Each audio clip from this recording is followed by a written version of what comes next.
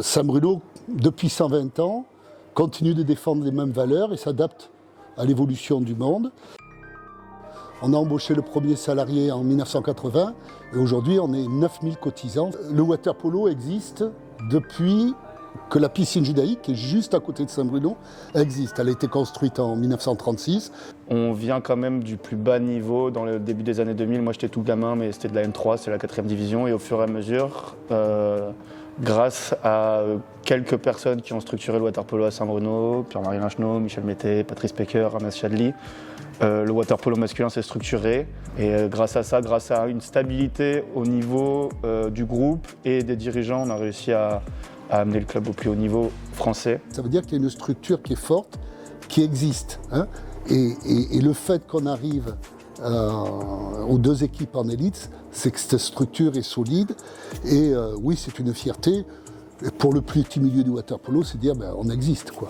On a des habitudes dans le quartier parce que on y est tout le temps en fait, le midi, le soir, et d'avoir des commerçants de proximité comme ça. Nous, ça nous permet de passer des bons moments, de se retrouver. On a des endroits où on aime se réunir. Ouais. On sait que quand on y va, on va sûrement croiser des gens du club, du water polo. C'est un peu des lieux de rendez-vous, c'est des petits rituels qu'on a. On est au cœur de Bordeaux, à un moment où notre slogan c'était au cœur de Bordeaux, l'Union Saint-Bruno. Donc c'est vraiment, on est un quartier du centre de Bordeaux et on est un acteur économique important du centre de Bordeaux parce qu'à part le centre commercial qui est juste à côté et à part l'hôpital qui est le plus gros employeur de Nouvelle-Aquitaine, on est un des gros employeurs du centre-ville de Bordeaux. Le vivre ensemble, en fait, c'est globalement ce qu'on essaye de représenter à Saint-Bruno, c'est de gagner pas à n'importe quel prix, avec le respect de ses coéquipiers, le respect de l'adversaire. Beaucoup d'ambition. Des objectifs qui sont qui sont tous atteignables, même si parfois c'est compliqué de les atteindre. Mais je pense que le club est très ambitieux et c'est aussi pour ça qu'on a des moyens qui suivent et des gens derrière nous. Moi, c'est l'esprit Saint-Bruno qui m'a toujours plu, c'est très familial. Ce qui est notre patrimoine commun, c'est la solidarité, c'est l'identité, c'est le partage, c'est la famille.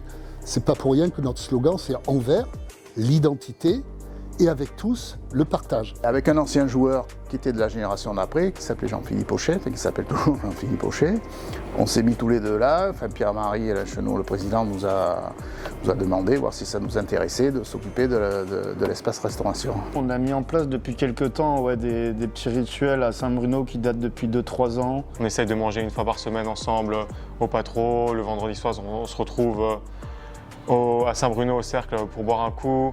Le samedi soir, après les matchs, on essaie de se retrouver, les 2 équipes, quand on joue ensemble, au même endroit pour partager des moments ensemble, faire un peu des retours sur le match, sur nos semaines d'entraînement, etc.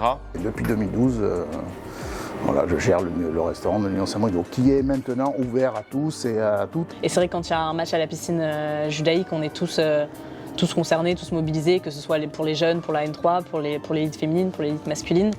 Et ça nous permet vraiment de se reconnecter avec tout le monde, de partager un bon moment, d'échanger sur le water polo, mais sur aussi d'autres sujets. L'enjeu, c'est quand même de gagner des matchs à la fin, de gagner des titres et d'aller le plus haut possible avec les capacités qu'on a au sein du club.